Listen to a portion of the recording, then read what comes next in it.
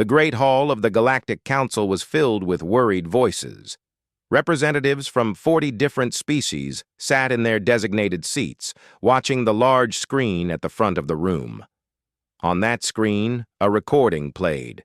It showed a creature unlike anything most of them had ever seen. The creature was massive, standing at least 12 feet tall. Its body was covered in thick armor that seemed to change colors as it moved. The armor plates shifted from dark green to gray to black, blending with the jungle around it. 6 eyes glowed with an eerie intelligence, scanning everything around it. When the creature moved, it moved with terrifying speed and grace. In the recording, a squad of Kralix warriors approached the creature. The Kralix were known throughout the galaxy as some of the finest soldiers. They wore advanced combat suits and carried plasma weapons that could melt through solid steel. They had trained for months specifically for this mission. It did not matter. The creature struck so fast, the cameras barely captured it. One moment, the Kralix squad was advancing in formation. The next moment, 3 soldiers were down. The creature's claws had torn through their armor like it was paper. The remaining soldiers opened fire. Bright blue plasma bolts hit the creature directly in the chest. The armor absorbed the impacts. Where the plasma hit, the armor seemed to grow thicker, harder. The creature roared, and the sound made the recording equipment shake. Then something even worse happened. The soldiers' weapons began to spark and fail. Their suit systems went dark. The creature gave off some kind of electromagnetic pulse that killed all their technology. The recording ended there. Only 2 of the 8 Kralix soldiers made it back alive. Council leader Zenth, a tall being with blue skin and 4 arms, stood at the center podium. His face was grave. "This is the 3rd attempt to colonize Vorathis Prime," he said. "Each attempt has ended the same way.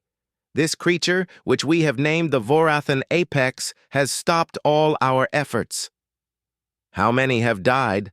asked Representative Thora, a crystalline being whose voice sounded like wind chimes. 17 soldiers dead, 43 wounded, and those are just the military casualties," Zenth replied. "We've also lost dozens of colonists, scientists, and explorers. Every species that has tried to deal with this creature has failed." A Zenthari representative, with scales that changed from green to yellow when anxious, raised a clawed hand. "What about orbital bombardment? Surely we could eliminate the threat from space."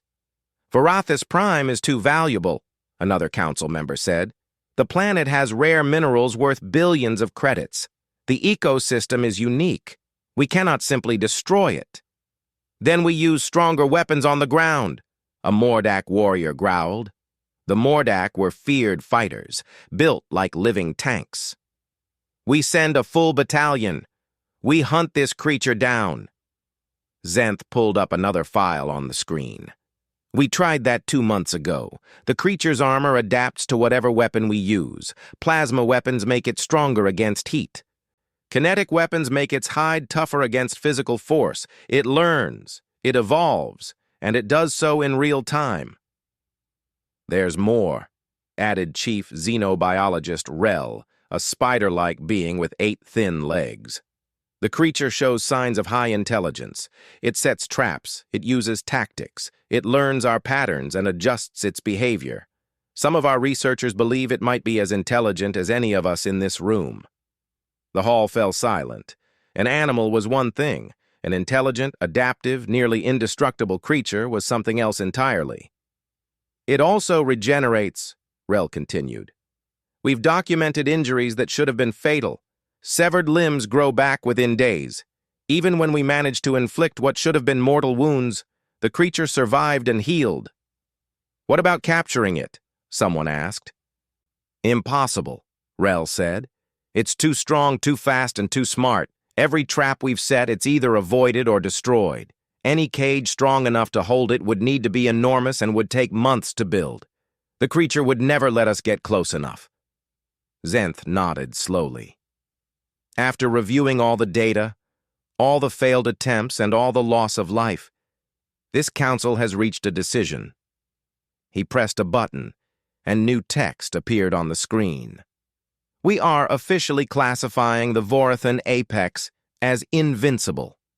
This is only the second time in Galactic Council history that we have given this designation to any creature. The word hung in the air like a death sentence. Invincible meant exactly what it sounded like. It meant the Council had given up. Vorathis Prime is hereby declared off-limits to all species for a period of 500 cycles, Zenth announced. No colonies, no research missions, no military operations. The planet is now under quarantine. The Vorathan Apex has won. There were murmurs of agreement around the room. Most species accepted this decision. They had seen the recordings. They had read the reports. Some fights were not worth fighting. In the back of the room, a human representative sat quietly. Dr. Sarah Chen was an observer from Earth, a planet that had joined the Galactic Council only 15 years ago. Humans were still considered newcomers, and their opinions did not carry much weight in Council decisions, but Sarah raised her hand anyway. Zenth looked surprised. "Yes, Dr. Chen? Has anyone tried talking to it?" Sarah asked. The question was met with confused looks. Several representatives turned to stare at her. "Talking to it?" Zenth repeated slowly. "Yes," Sarah said, standing up. She was small compared to most beings in the room, but her voice was clear and confident. "You said the creature is intelligent. You said it uses tactics and learns. So has anyone tried to communicate with it? To understand why it's so aggressive?" "It's a predator," the Mordak warrior said with a harsh laugh. "Predators don't talk. They kill." "Earth has many predators," Sarah replied calmly. "We've learned to live with most of them. We've even befriended some. The key is understanding them." "This creature has killed 17 trained soldiers," Thora said, her crystal body flashing red with frustration. "What makes you think communication is possible?" "What makes you think it isn't?" Sarah countered. "You've tried fighting it. You've tried trapping it. You've tried using bigger weapons. Nothing has worked. Maybe it's time to try something different." Zenth considered this for a long moment. "What exactly are you proposing, Dr. Chen?" "I'm proposing that we send someone who specializes in understanding difficult creatures," Sarah said. "Someone who can observe, analyze, and maybe find a solution that doesn't involve weapons." "You're describing a death sentence," Rel said quietly.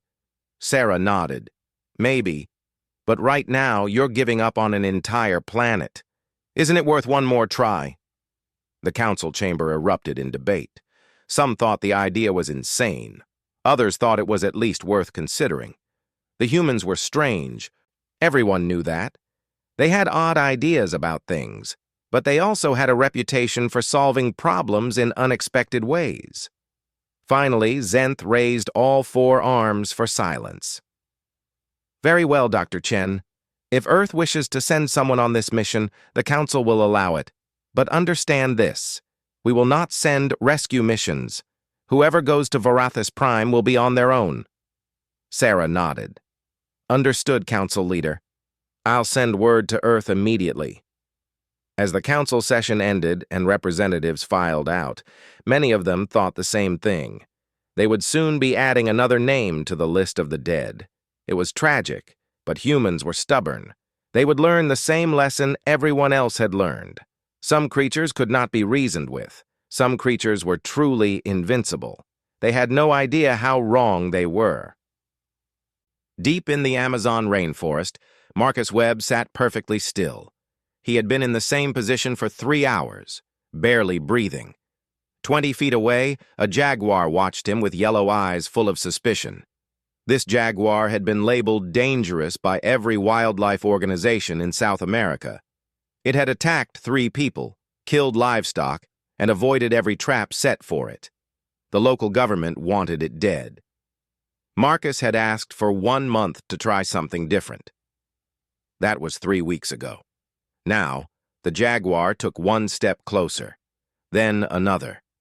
Marcus remained still, his eyes soft, his body language non-threatening. He had learned the jaguar's patterns.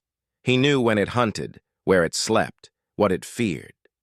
He had discovered that the jaguar was in pain from an infected tooth. That pain made it angry. That anger made it dangerous.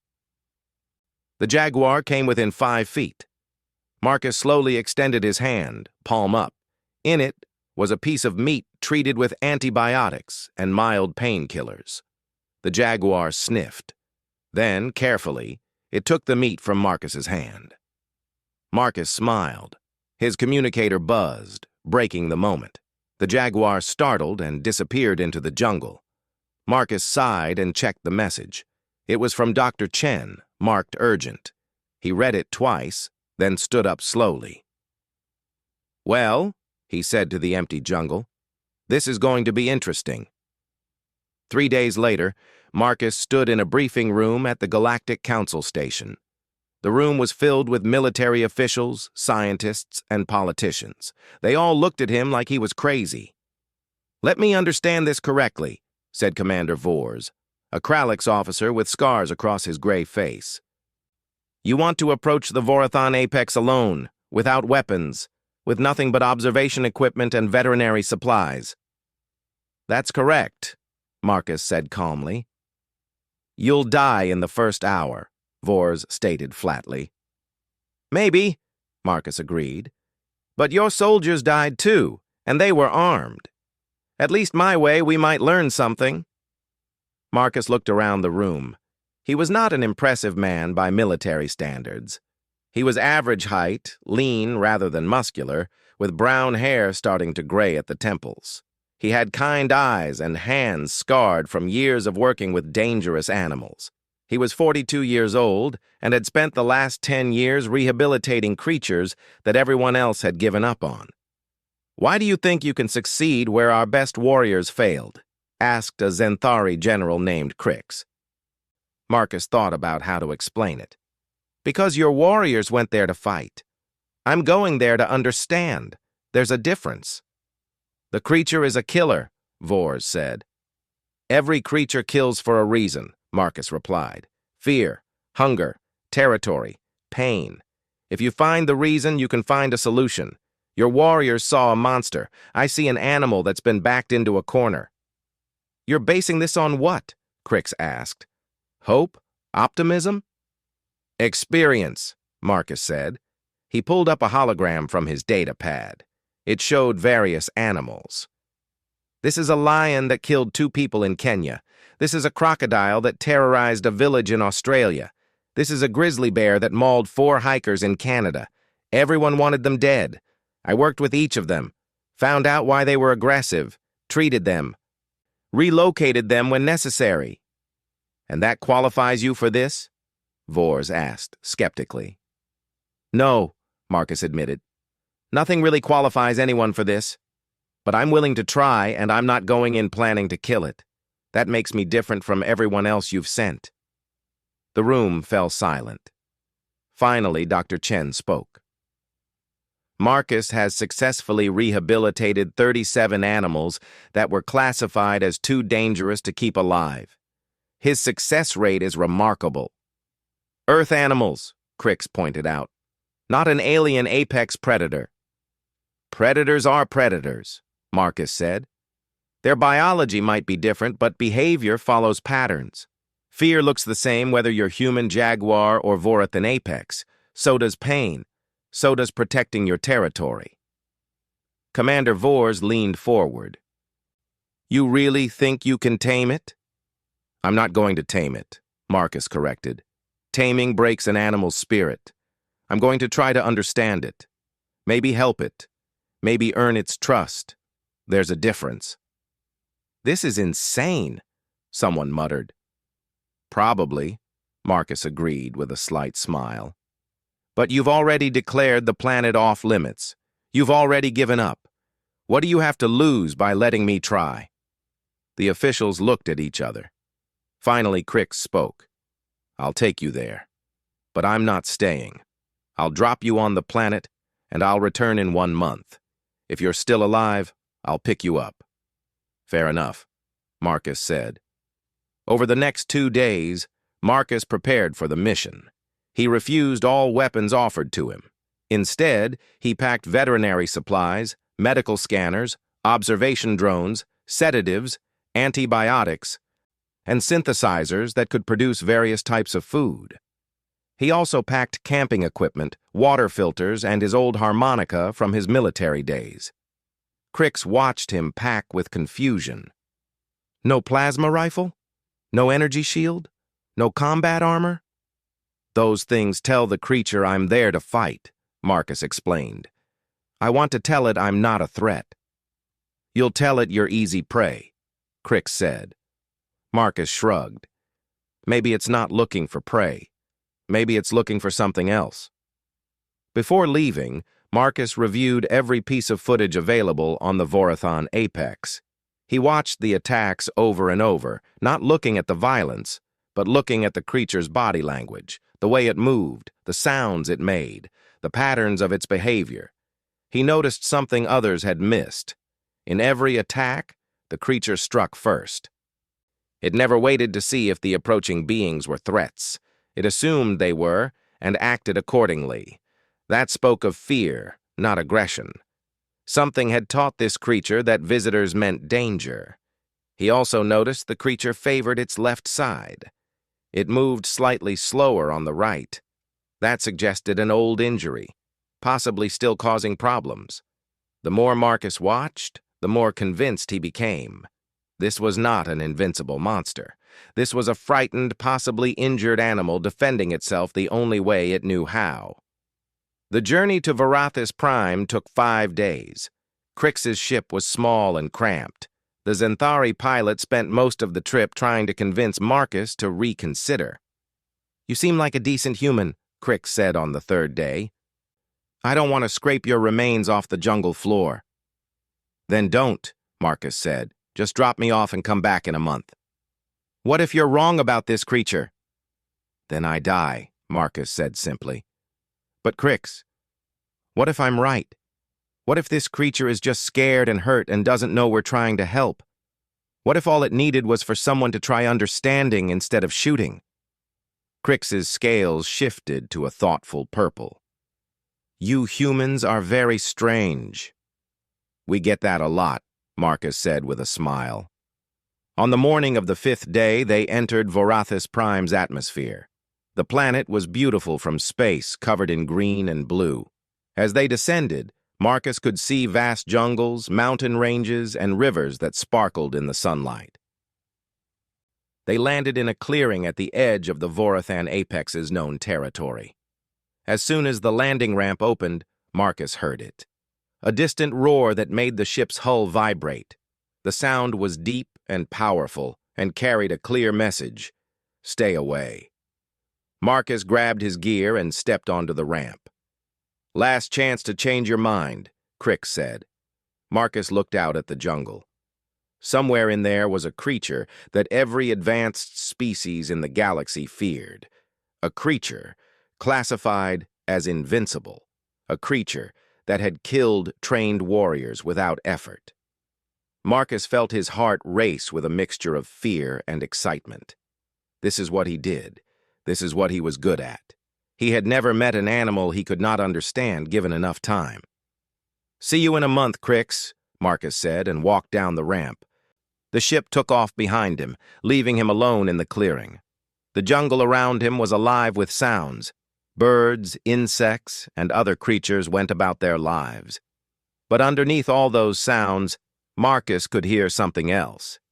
Heavy footsteps, deliberate, getting closer. The Vorathan Apex was coming to investigate. Marcus set down his gear, pulled out his harmonica, and began to play a slow, soft melody. It was an old song his grandmother had taught him, something about courage and hope and facing your fears. The footsteps stopped at the tree line. Marcus kept playing, his eyes on the jungle. Somewhere in the shadows, 6 glowing eyes watched him. The hunt had begun. Marcus spent the first night in a tree. It was not the most comfortable sleeping arrangement he had ever had, but it was safe. The Vorathan apex had circled his camp 3 times before midnight, staying just out of sight. Marcus could hear it moving through the jungle, breaking branches, testing his defenses. He did not try to hide. He did not try to run. He simply sat in his camp with a small fire burning, eating freeze-dried food, and occasionally playing his harmonica. By dawn, the creature had left. Marcus climbed down from his tree and examined the area. The footprints around his camp told him everything he needed to know. The creature had come within 20 feet. It could have attacked at any moment, but it chose not to. That was interesting. Marcus set up his observation equipment. Small drones with cameras, audio recorders, motion sensors. He placed them carefully throughout the jungle, creating a network that would let him track the creature's movements. Then he did something that would have horrified any military strategist. He made himself predictable. Every morning, Marcus woke at sunrise. He made tea using water from a nearby stream. He ate breakfast. He played his harmonica for exactly 10 minutes. Then he walked a large circle around the area, always taking the same path. He spoke out loud as he walked, keeping his voice calm and friendly. "Good morning," he would say to the jungle. "Nice day today. I'm just going to check my equipment. I'm not here to hurt you. Just want to watch and learn." The Vorathan apex watched him from the shadows. Marcus knew because the observation drones caught glimpses. A flash of armored hide, 6 eyes glowing in the darkness. The creature was studying him just as he was studying it. After 5 days, Marcus began to learn the creature's patterns. The Vorathan apex was nocturnal, most active between sunset and midnight.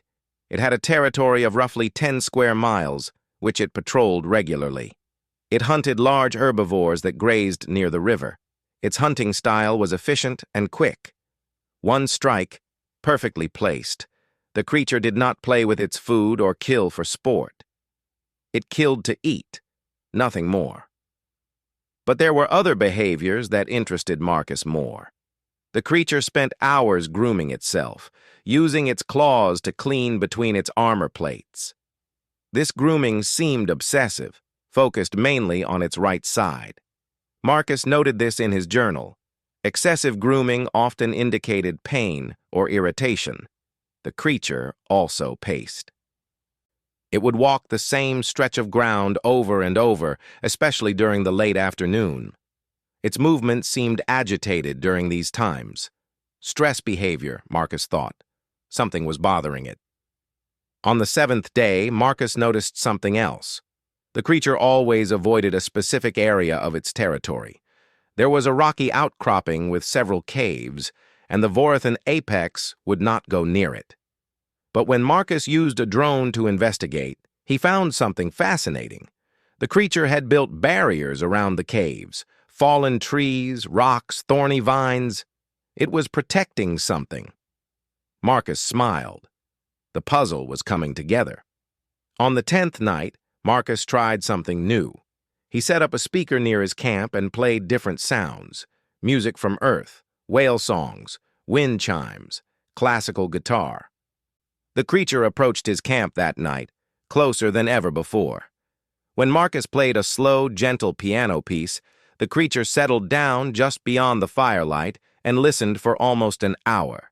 When the music stopped, the creature left quietly.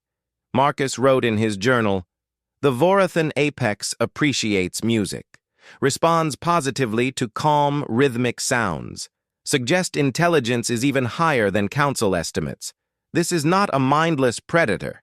This is a thinking, feeling being." By the end of the 2nd week, Marcus had gathered enough data to form a theory. He reviewed the footage from the old council attacks, comparing them to his observations. The pieces fell into place. In every attack, the soldiers had approached with active weapons, loud engines, and aggressive formations. They had come at the creature's territory from the south, the exact direction of the protected cave area. The creature had seen them as threats to something it was guarding. But what? Marcus decided to find out. On the 15th day, he did something risky. He walked toward the cave area, moving slowly and deliberately. He played his harmonica as he walked, keeping the melody soft and non-threatening. The Vorathan apex appeared immediately, blocking his path. This was the closest Marcus had been to the creature. It was even more impressive in person. 12 feet tall, with armor that shifted from dark green to charcoal gray. Its 6 eyes were arranged in 2 rows of 3, giving it an incredibly wide field of vision. Each eye was a deep amber color with unusual intelligence behind them. The creature's claws were extended, each one like a curved blade of black glass. Marcus stopped walking. He lowered his harmonica slowly and spread his hands, showing he was unarmed. "Hello," he said softly. "I'm not here to hurt you or take anything. I just want to understand." The creature tilted its head, studying him. Marcus noticed a scar across its right shoulder, old and poorly healed. He noticed the way the creature shifted its weight, favoring the left side. He noticed something else, too, a faint smell of infection. "You're in pain," Marcus said gently. "Something's wrong with your right side, isn't it?" The creature growled, a low rumble that Marcus felt in his chest, but it did not attack. Marcus took a slow step backward.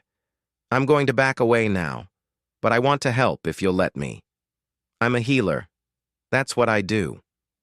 He walked backward, never turning away from the creature until he was back at his camp. The Vorathan apex watched him go, then returned to guarding the caves. That night, Marcus prepared a special mixture, meat from his synthesizer, infused with antibiotics and mild pain medication. Nothing strong enough to sedate the creature, just enough to help with discomfort. He placed the meat at the edge of the creature's territory and retreated. By morning, the meat was gone. Marcus repeated this every day. Each time, he placed the meat a little closer to his camp. Each time, the creature took it. And each time, the creature seemed slightly less aggressive. On the 20th day, Marcus finally got close enough to the caves to use a long-range scanner. What he saw made his heart race. Inside one of the caves, protected by all those barriers, were 3 large eggs. Everything made sense now. The Vorathan apex was not a mindless killer.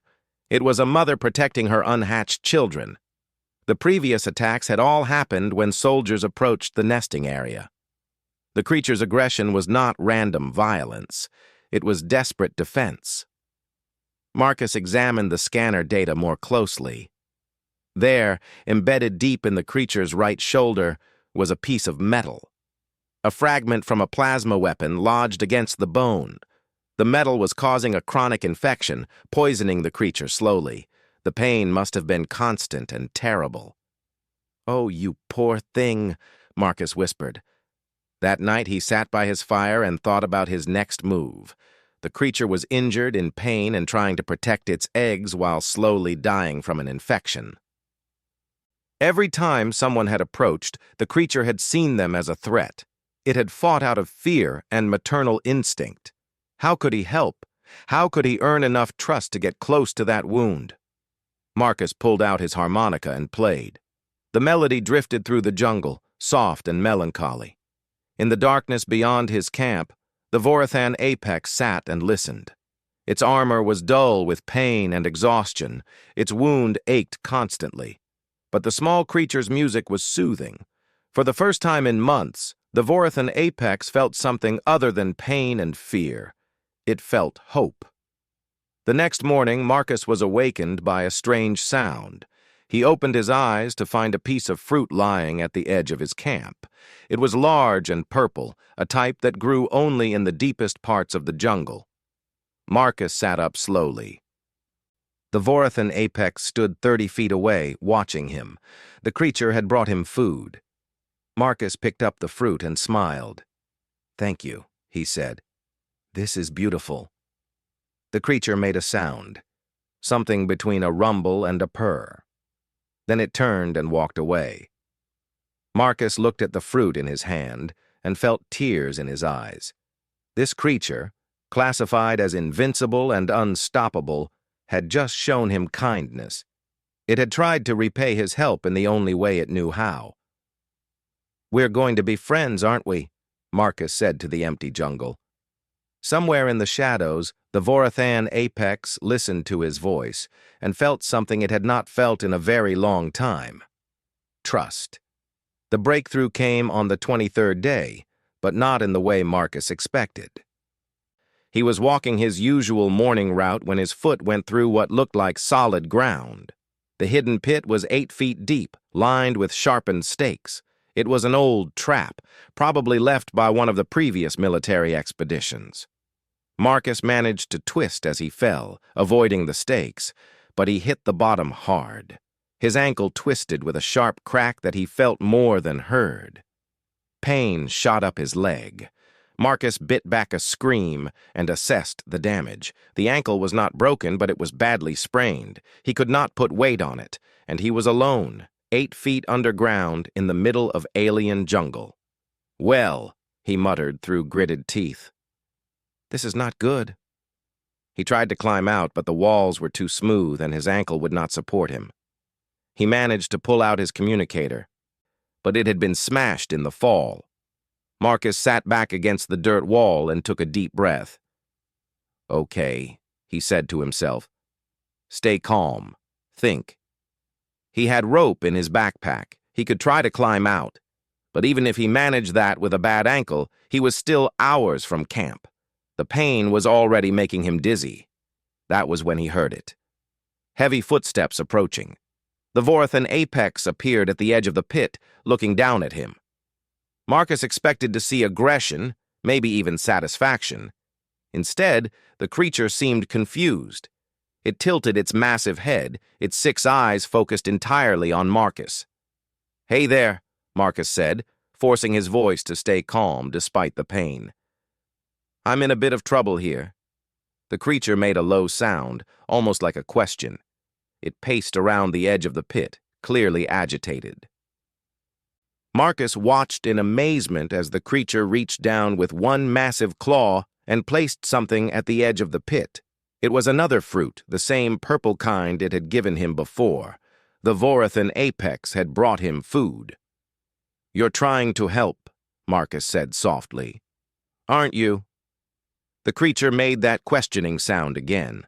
It was clearly distressed that Marcus was trapped, but did not know what to do about it. Marcus thought quickly. "Okay, big friend. I need to get out of here. Can you help me?" He pulled the rope from his backpack and threw one end up. The Vorathan apex watched the rope land near its feet. Marcus waited, barely breathing. This was a crucial moment. Would the creature understand? For a long moment, nothing happened. Then the Vorathan apex picked up the rope with surprising delicacy, holding it between 2 claws. "Yes," Marcus said. "That's perfect. Now I'm going to climb. Can you hold it steady?" He did not know if the creature understood his words, but it seemed to understand his intent. Marcus grabbed the rope and began to pull himself up, using his good leg to push against the wall. His injured ankle screamed in protest, but he kept climbing. The creature held the rope perfectly still, watching his progress with all 6 eyes. When Marcus reached the top, he collapsed on solid ground, breathing hard. The Vorathan apex dropped the rope and leaned down, sniffing him carefully. Marcus could feel its breath, warm and slightly sweet, like flowers and earth. "Thank you," Marcus said, looking up into those amber eyes. "You saved my life." The creature made a gentle rumbling sound. Then it did something that made Marcus's heart skip. It lowered its massive head and very gently touched its nose to Marcus's forehead. The gesture was unmistakably affectionate. "We're friends now," Marcus whispered. "Aren't we?" The Vorathan apex pulled back and sat down, still watching him. Marcus slowly sat up, testing his ankle. It was swollen and painful, but he could move it. He would need to splint it and get back to camp. "I'm hurt," Marcus explained, pointing to his ankle. "I need to go back to my camp. It's not far." He tried to stand, but immediately stumbled. The creature moved faster than seemed possible for something so large. It positioned itself next to Marcus, low to the ground. The meaning was clear. "You want to carry me?" Marcus asked in disbelief. The Vorathan apex rumbled softly. Marcus had faced many dangerous moments in his life, but this might have been the scariest. He was about to climb onto the back of a creature that had killed trained soldiers, a creature the entire galaxy feared. He was going to trust it completely with his safety. "Okay," he said. "I trust you."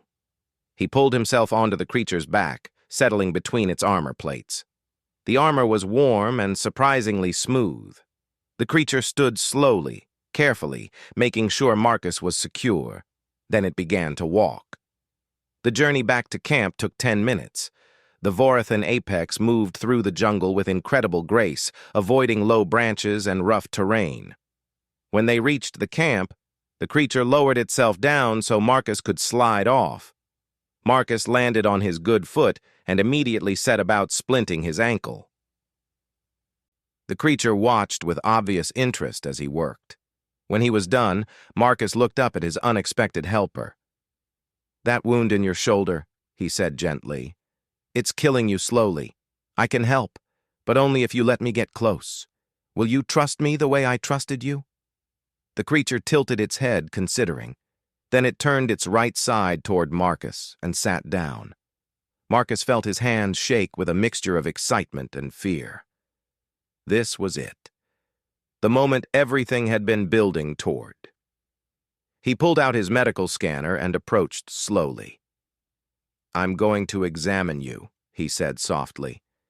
"It might be uncomfortable, but I won't hurt you more than necessary, I promise." The creature remained still as Marcus ran the scanner over its shoulder. The readings confirmed what he had suspected. The metal fragment was deep, infected, and had been there for months.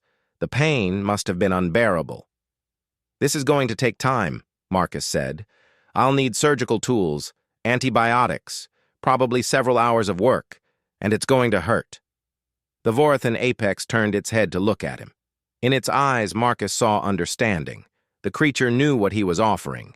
It knew there would be pain, but it also knew that the pain would end. "Not today," Marcus said. "My ankle needs to heal first. I need to be steady on my feet for this. Can you wait a few more days?" The creature rumbled softly and stood. Before leaving, it touched its nose to Marcus's hand. Then it disappeared into the jungle. Over the next week, an extraordinary routine developed. Each morning, the Vorathan apex would visit Marcus's camp. It would bring him fruit, sometimes meat from its hunts. Marcus, in turn, would share his food and continue the antibiotic treatments. He played music every evening, and the creature would settle near the camp to listen. Marcus's ankle healed slowly. He used the time to prepare for the surgery he knew was coming. He sterilized his tools, prepared antibiotics, and mixed stronger pain medication. He reviewed his anatomy scans of the creature, planning the exact approach he would need. On the 30th day, Crix was due to return. Marcus's ankle was healed enough. It was time. That morning, Marcus set up a surgical area in his camp. He laid out his tools with care. When the Vorathan apex arrived for its usual visit, Marcus gestured to the prepared area. "Today," he said simply, "if you're ready." The creature looked at the tools, at Marcus, and then back at the tools. It understood what was being offered: freedom from months of constant pain. The Vorathan apex walked over to the surgical area and laid down on its left side, exposing the infected shoulder. Marcus took a deep breath. "Okay," he said. "Let's do this. I'm going to give you something for the pain first." He administered the strongest pain medication he dared use. He waited for it to take effect, watching the creature's breathing slow and deepen. Then, with steady hands born of years of practice, Marcus began to work. The surgery took 6 hours.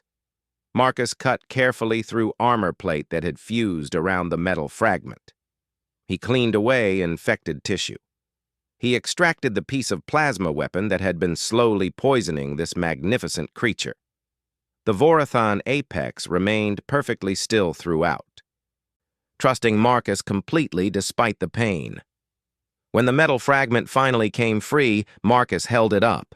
It was the size of his fist, jagged and cruel. He dropped it in the dirt with disgust. "It's over," he told the creature. "The worst part is done. Now I just need to clean and close the wound."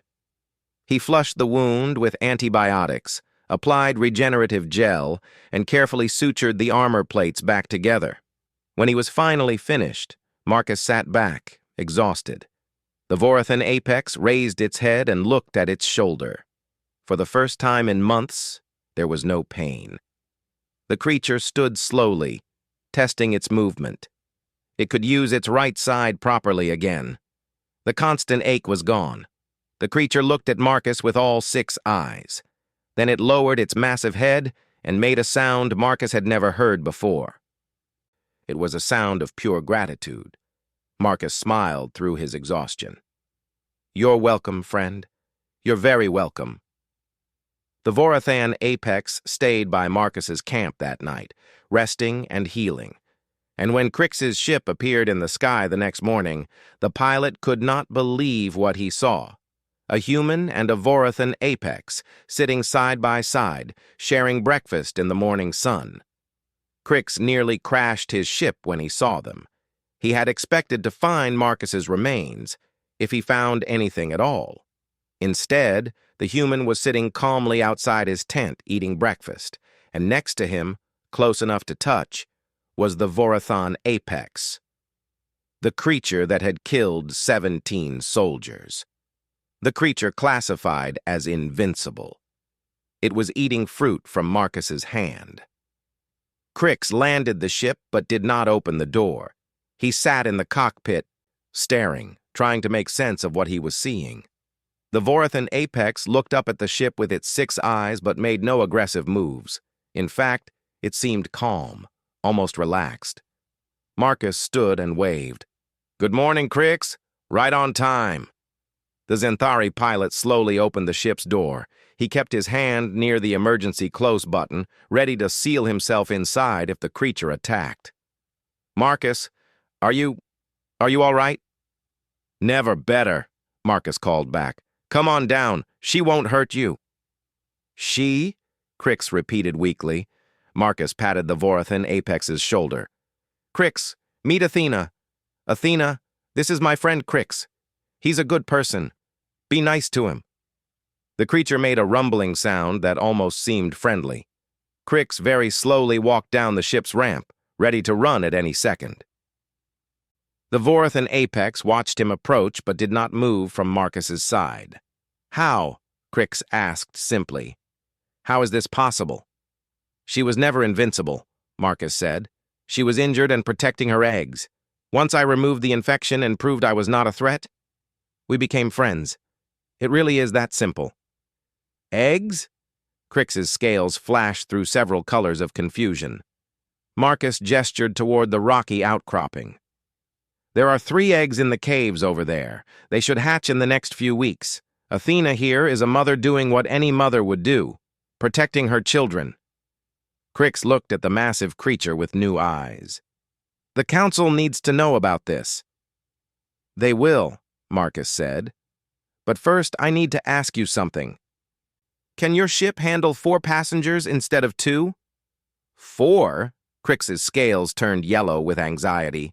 "You mean—" "I mean Athena and her babies," Marcus said firmly. "I'm not leaving them here. The council will just send more soldiers. I want to take them somewhere safe. Earth. I have a sanctuary there." "You want to take the Vorathon apex to Earth," Crix said slowly, trying to process this insane idea. "You want to put it on my ship." "I want to give her and her children a home where they will be safe," Marcus corrected. "She trusts me. She saved my life. I'm not abandoning her now." Athena, as if understanding the conversation, moved closer to Marcus. She lowered her head and touched his shoulder gently with her nose. The gesture was unmistakably protective. Crix looked at them both and made a decision that would change his life forever. The ship can handle it, but the council is going to think we have both lost our minds. Probably, Marcus agreed with a smile. Let's call them. The transmission to the Galactic Council was broadcast on all channels. The council members gathered in the Great Hall expecting to hear about Marcus's death. Instead, they saw him standing next to the Vorathan apex, very much alive. "Good morning, Council," Marcus said pleasantly. "I wanted to report on my mission to Vorathis Prime." The hall erupted in shocked voices. Commander Vors leaned forward in his seat.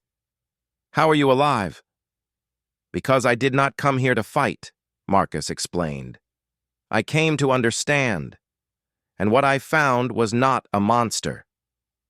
I found a mother protecting her unborn children." He spent the next 30 minutes explaining everything: the infected wound, the defensive behavior, the eggs, the developing trust. As he spoke, Athena remained visible in the background, calm and peaceful. "This is incredible," Dr. Chen said, her face filled with pride and wonder. "This is dangerous," Vors argued. "That creature is still a threat." "She is only a threat when threatened," Marcus replied. "Your soldiers came armed and aggressive. Of course she attacked, but I came with compassion and patience, and she responded to that. You cannot seriously expect us to believe you have tamed this creature," a council member said skeptically. "I have not tamed her," Marcus said firmly. "I befriended her. There's a difference. Athena is not a pet. She is an intelligent being who deserves respect and safety for her family." "What are you proposing?" Zenth asked. "I'm proposing we reclassify the Vorathan apex from Invincible to protected species. I'm proposing strict wildlife management protocols for Vorathis Prime, and I'm proposing that I take Athena and her offspring to Earth, where they will be safe in my sanctuary." The council debated for hours. Some members thought it was too dangerous. Others thought it was a remarkable opportunity. Finally, Zenth called for order. "Marcus Webb has accomplished what no one else could," the council leader said. "He has proven that communication and understanding can succeed where force failed. The council votes to approve his proposals." The vote was close, but it passed. 3 weeks later, Athena's eggs hatched. Marcus was there when it happened, sitting near the cave entrance. Athena had allowed him into her nesting area, a sign of ultimate trust. The eggs cracked open one by one, and 3 smaller versions of Athena emerged. They were the size of large dogs with soft armor plates that would harden over time. Their eyes were bright with curiosity. The babies immediately bonded with Marcus, seeing him as part of their family. They climbed on him, played with his equipment, and made soft, chirping sounds that were incredibly endearing. "You're beautiful," Marcus told them, tears running down his face. "All 3 of you." Athena watched her children play with the human who had saved her life. She felt content for the first time in many months. Her wound had healed. Her babies were healthy. And she had found an unlikely friend in this small, kind creature from another world. The journey to Earth took 2 weeks. Crix had modified his ship to accommodate the Vorathan family. Athena proved to be a good traveler, keeping her children calm during the trip. She seemed to understand they were going somewhere safe. When they arrived at Earth, a crowd was waiting. News of Marcus's success had spread throughout the galaxy. Scientists, reporters, and officials all wanted to see the impossible: a human who had befriended the invincible creature. Marcus led Athena down the ship's ramp. Around her neck was a simple collar he had woven from jungle vines during their last days on Vorathis Prime. It was not for control. It was a symbol of their bond. The crowd gasped and stepped back. Athena was even more impressive on Earth than she had been in the jungle. She stood tall and proud, her armor gleaming, her 3 offspring staying close to her side. But she also stayed close to Marcus. When he walked, she walked beside him. When he stopped, she stopped. She had chosen him as part of her family, and nothing would change that. "Ladies and gentlemen, Marcus said to the assembled crowd. "This is Athena and her children. They are our guests on Earth, and they will be treated with respect and kindness. Anyone who threatens them will answer to me." The crowd erupted in applause. Over the following months, Athena became famous throughout the galaxy. She was living proof that no creature was truly invincible, and no problem was truly unsolvable. The key was understanding, patience, and compassion. Marcus built an enormous sanctuary for Athena and her growing children. The sanctuary became a training center for others who wanted to learn his methods. Students came from dozens of worlds to study how he worked with difficult creatures. Vorathis Prime was reopened for colonization, but with strict rules. Vorath and Apex were protected by law. Colonies had to be placed far from nesting areas. Scientists studied the species carefully, learning their behaviors and needs. What had once been considered a planet of monsters became a model for coexistence. The Galactic Council added a new note to their records. Next to the classification of Invincible, they added a new designation: Human Solution Applied. It became shorthand for an approach that did not rely on weapons or force, but on understanding and compassion. Other species began to adopt similar methods. Problems that had once led to violence were now solved through patience and communication. Marcus stood in his sanctuary 5 years later, watching Athena play with her now fully grown children. They were magnificent creatures, strong and intelligent. They could have been anywhere in the galaxy, but they chose to stay with him. Athena approached and lowered her head. Marcus scratched behind her armor plates, right where she liked it. "We did good, didn't we, girl?" he said softly. Athena rumbled in agreement, a sound of contentment and love. Dr. Chen visited that afternoon. She stood next to Marcus, watching the Vorathan family. "You changed the galaxy," she said. Marcus shook his head. "I just did what I've always done. I tried to understand instead of fight." "The galaxy changed itself by paying attention. The Council wants you to take on more cases," Chen said. "There are other creatures out there that are classified as too dangerous. They want to try the human solution." Marcus smiled. "Tell them I will help, but on one condition. They have to send people who genuinely want to help these creatures, not just control them. The intent matters." "I'll tell them," Chen promised. As the sun set over the sanctuary, Marcus played his harmonica. It was the same melody he had played on Vorathis Prime all those years ago. Athena and her children gathered around him to listen, just as she had listened in the jungle when she was alone and afraid. The creature that had once been classified as invincible now lived peacefully on Earth, bound not by chains or cages, but by friendship and trust.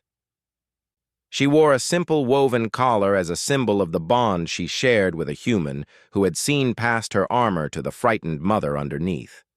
And somewhere in the galaxy, other creatures waited. Other problems seemed impossible. Other conflicts appeared unsolvable. But now the galaxy knew the truth. Nothing is truly invincible when met with understanding. No problem is unsolvable when approached with compassion. And sometimes, the greatest strength is not in the ability to fight, but in the courage to try a different way. Marcus Webb had proven that, and the galaxy would never be quite the same.